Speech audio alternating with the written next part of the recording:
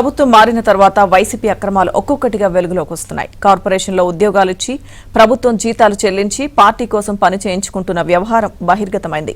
పైగా ఈ ఉద్యోగులను వైసీపీ సోషల్ మీడియాలో ఉపయోగించుకున్నారని తేలడంతో పాటు ఆధారాలు లభించడంతో దీనిపై విచారణ జరపాలని కూటమి ప్రభుత్వం నిర్ణయించింది. వందల వేల కోట్ల ప్రజాధనాన్ని పార్టీ కార్యక్రమాలకు వినియోగించుకుంటున్న వైనం కూడా తేటతెల్లమైంది.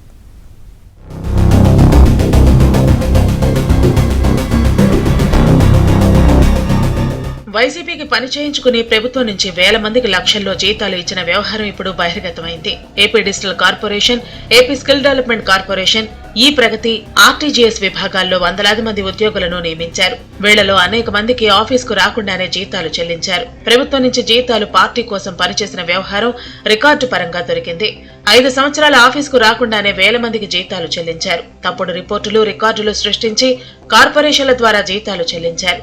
కార్యకర్తలకు ప్రభుత్వ సొమ్ము దోచిపెట్టడం కోసం ఏకంగా ఒక కార్పొరేషన్ వైసీపీ ప్రభుత్వం ఏర్పాటు చేసింది. నాటి అక్రమ నియామకాలు, చెల్లింపులపై సమగ్ర వివరాలను కొత్త ప్రభుత్వం సేకరిస్తోంది. ఇప్పటికే పలు శాఖల్లో అవుట్ సోర్సింగ్ పేరుతో జరిగిన అక్రమాలపై నివేదికలు సిద్ధం చేసింది. వైసీపీకి వర్క్ చేసిన వారికి ప్రభుత్వం నుంచి జీతాలు చెల్లింపు, అసలు ఉద్యోగులే లేకుండా జీతాలు డ్రా చేయటం, ఎక్కడెక్కడో ఉన్న వారి పేర్ల మీద జీతాలు ఇవ్వటంపై వివరాలు సేకరించారు.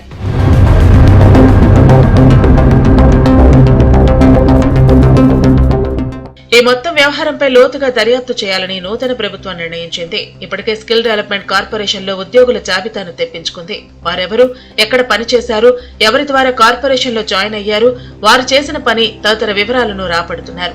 ఈ కార్పొరేషన్ లో ఉన్న అధికారులను పిలిపించడమే కాకుండా తమకు పూర్తి నివేదిక ఇవ్వాలని ఆదేశించారు. కొంతమంది ఉద్యోగులకు నెలకు ₹1,00,000 పైబడి వేతనాలు చెల్లించడం, తక్కువలో తక్కువగా ₹40,000 వరకు కూడా వేతనాలు నెలకు ఉండటం, వీరంతా పార్టీ కోసం పనిచేశారని తేలటంతో కొత్త ప్రభుత్వం ఆశ్చర్యపోయింది. కారణమైన అధికారులపై బాధ్యతను పెట్టి సొమ్ము దుర్వినియోగానికి కారకులు ఎవరో తెలుసుకోవాలని ప్రభుత్వం నిర్ణయించింది.